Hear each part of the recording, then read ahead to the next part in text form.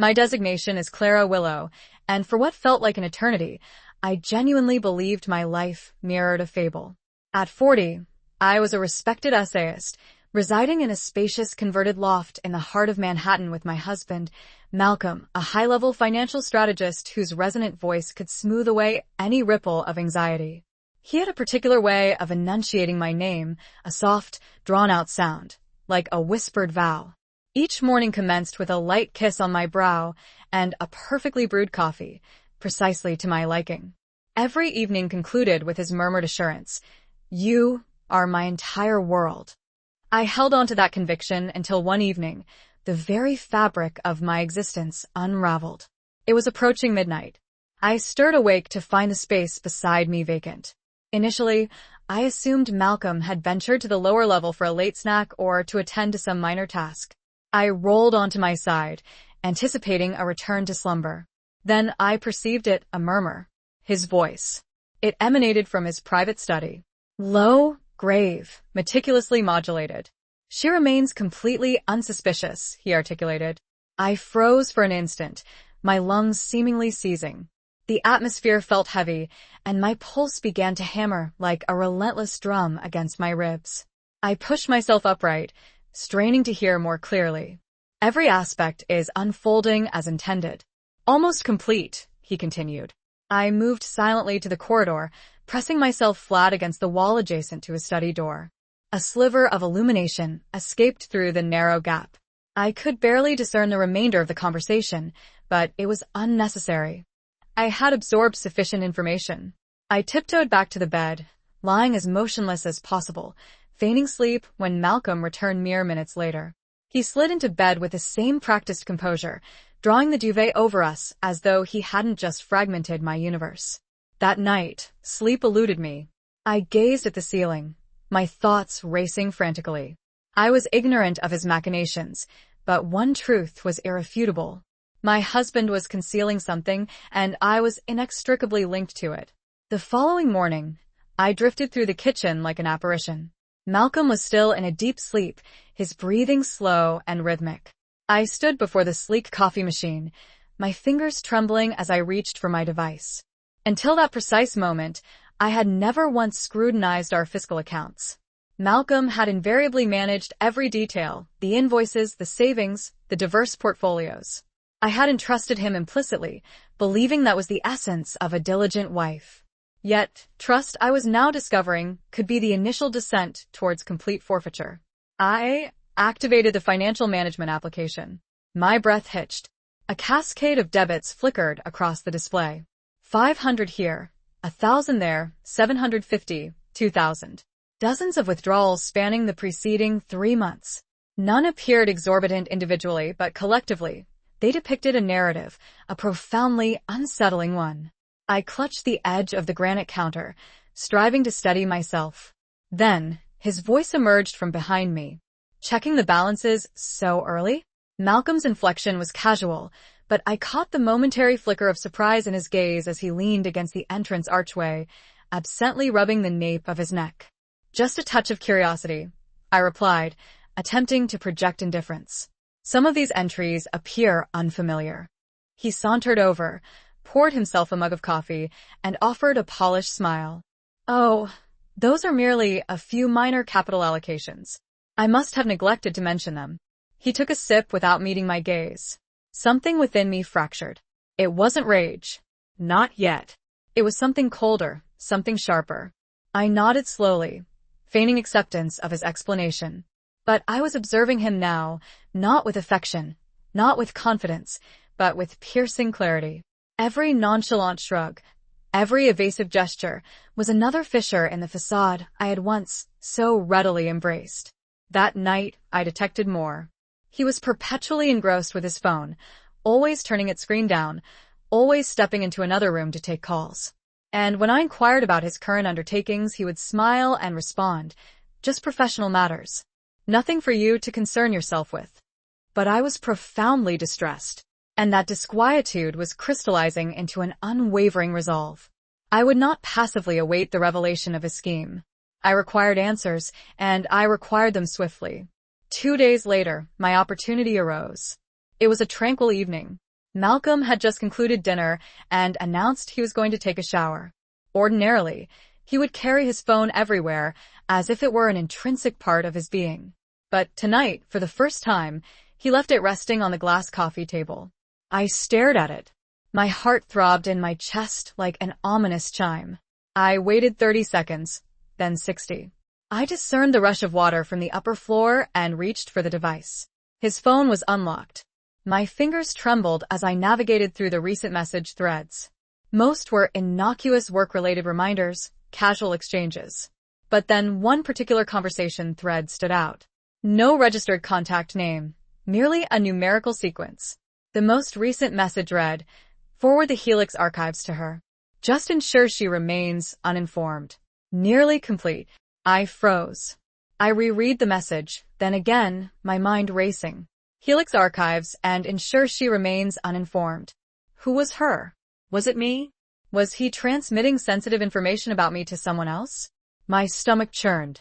I carefully returned the phone precisely where he had left it, taking care not to disturb its position.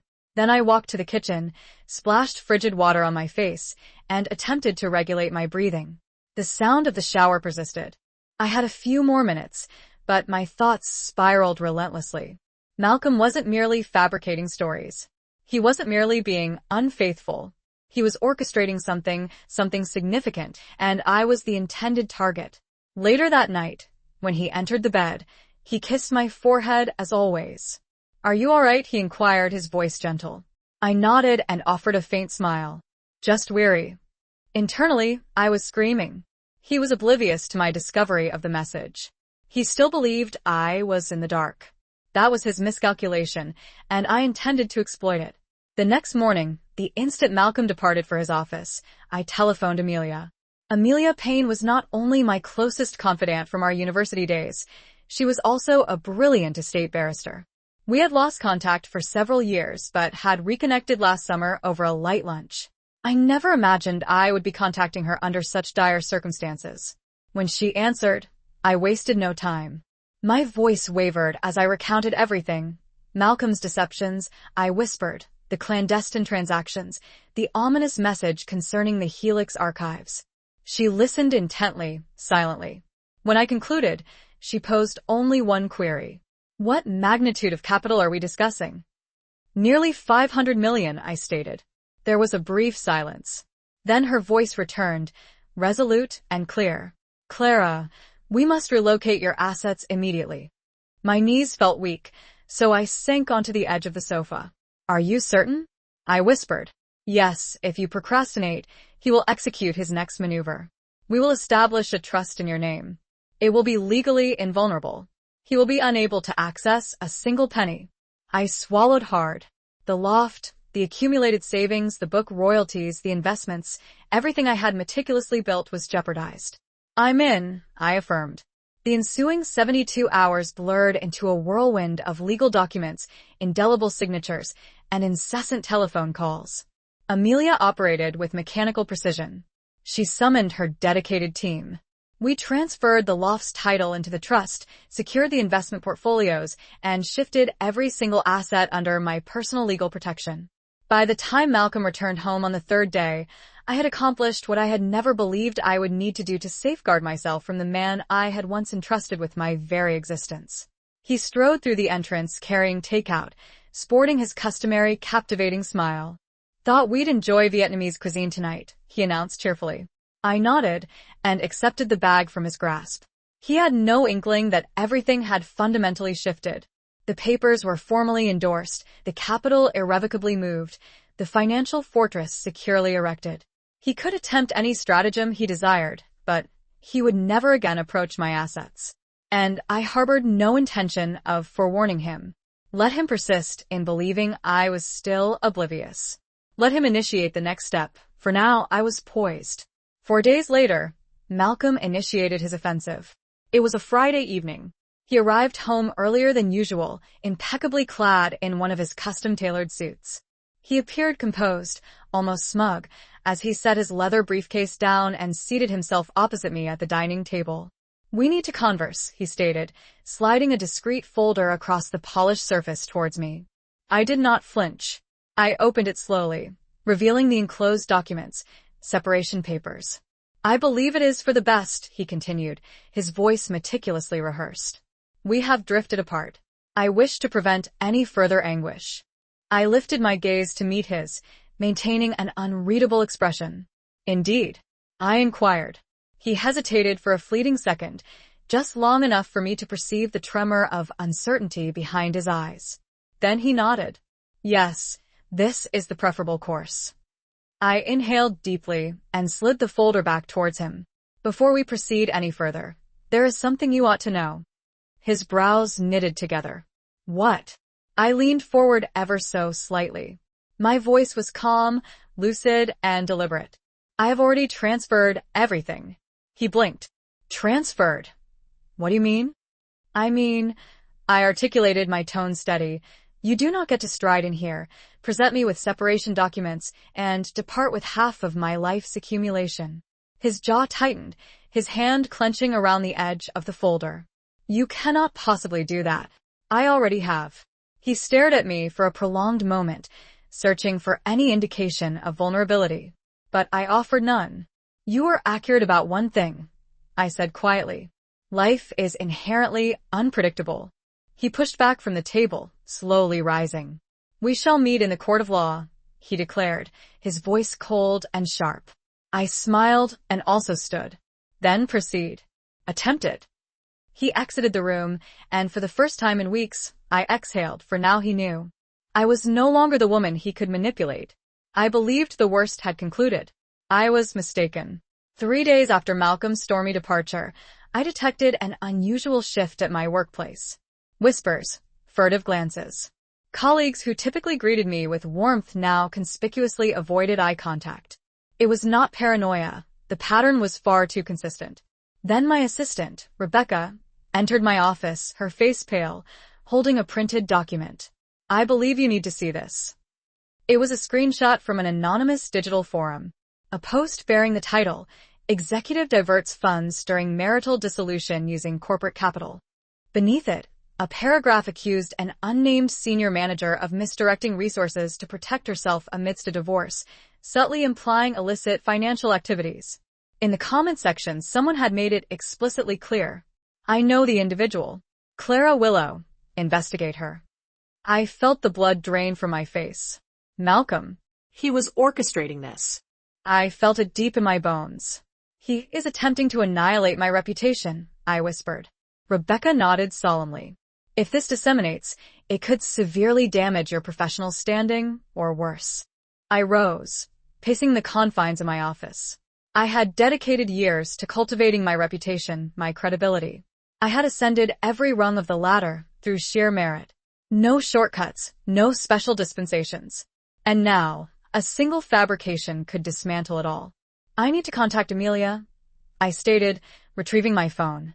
That evening, I sat opposite Amelia in her sophisticated office. She listened intently as I articulated the unfolding crisis, my voice trembling with a fusion of trepidation and indignant fury. This is no longer merely a personal vendetta, I asserted. He is attempting to professionally destroy me. Amelia leaned back, her fingers meticulously steepled. He is employing unscrupulous tactics, she observed, attempting to coerce you into a settlement. He seeks to intimidate you into capitulation. I met her gaze directly. I am not retreating. She nodded, already commencing the drafting of a formal letter. First recourse, a cease and desist order. Should he escalate this further, we will pursue litigation for defamation and harm to reputation. A faint ember of hope ignited within me. He aimed to exhaust me with falsehoods. But he had fundamentally underestimated one critical element. I was not afraid of the truth. And I was not going anywhere. Just when I believed I had witnessed the full spectrum of Malcolm's stratagems, he descended to an even lower echelon. 3 days later, Amelia summoned me to her office. Her tone was clipped grave. He just initiated a legal proceeding, she stated as I entered. He is accusing you of financial malfeasance. My heart plummeted. What? He alleges you unlawfully transferred marital assets. He is asserting you embezzled funds from your communal accounts. I slumped into the chair positioned across from her. He cannot be serious. He is, and there is more, Amelia stated grimly. She slid a slender file across the desk. He is not acting alone. He filed with a co-plaintiff. I opened the folder. The name struck me like a physical blow. Ivan. It was the name associated with the cryptic text message. The one I had deciphered on Malcolm's phone. Who is he? I questioned. Amelia crossed her arms. A notorious dissembler. He has been implicated in numerous cases involving falsified documentation. No convictions yet, but a protracted history of suspicion. I rapidly flipped through the documents. They were meticulously detailed, replete with figures and fabricated transactions, some even mimicking my authenticated signature. These are not mine, I declared, my voice rising in pitch. These are absolute forgeries. Amelia nodded. We are aware, but we must substantiate it. And swiftly. My hands clenched into tight fists. All the fear I had been carrying transmuted into a searing resolve. He is attempting to bury me in a deluge of falsehoods once again. Amelia's eyes narrowed. Then, let us ensure those falsehoods collapse upon him. She immediately forwarded the file to a renowned forensic financial expert. For the duration of the subsequent week, we toiled without cessation, diligently collecting authentic transaction records, meticulously tracing digital footprints, verifying every single financial movement I had ever made. Sleep was a luxury I could barely afford, yet I persisted because this was no longer merely about monetary gain. This was about my designation, my intrinsic integrity, and my inalienable right to safeguard what was unequivocally mine. By the conclusion of the week, we possessed all the requisite evidence. The expert definitively traced the forged documents back to Ivan's shadowy firm. The timestamps were inconsistent. The signatures displayed discernible discrepancies, and most crucially, there was an absolute absence of any legitimate paper trail connecting those counterfeit transactions to any of my genuine accounts. Malcolm had unleashed every weapon in his arsenal against me. But the truth was fundamentally more potent, and it stood firmly on my side. A month later, we entered the hallowed halls of the courthouse. Amelia was composed, as sharp as ever. I sat beside her, elegantly attired in deep navy, my shoulders squared, my hands steady. Across the chamber, Malcolm appeared a mere wraith of the man I had once known, incandescently angry, nervously agitated, utterly unprepared. The presiding judge meticulously reviewed the presented case. Our documentation was impeccably watertight. Ivan never materialized. The instant the ruling was formally articulated aloud, I closed my eyes, not from overwhelming relief, but from a profound sense of finality. The court summarily dismissed Malcolm's unfounded claims. He was categorically denied access to any component of my meticulously structured trust. His defamation tactics dramatically backfired, and instead of securing any illicit gains, he was unequivocally ordered to cover all of my accumulated legal expenditures. Following the hearing, he attempted to approach me in the bustling hallway. You did not have to resort to this, he uttered, his voice barely a murmur. I met his gaze directly. No, Malcolm, you did not have to resort to this. Then I walked away, definitively for good. In the ensuing weeks, I painstakingly, deliberately, pieced together the remnants of my life. I returned to the solace of my writing. I embarked on protracted ambles through the serene pathways of Central Park. I permitted the quietude to gradually supplant the preceding chaos. I did not engage in overt celebration. Instead, I reflected, because victory does not invariably manifest as unadulterated joy. Sometimes it simply feels like profound peace after a tumultuous storm. Sometimes it is merely the profound absence of pervasive fear. I assimilated a profound lesson throughout this entire ordeal. Something every woman should innately grasp. Trust is a cherished privilege, but absolute control over your own existence is an undeniable right.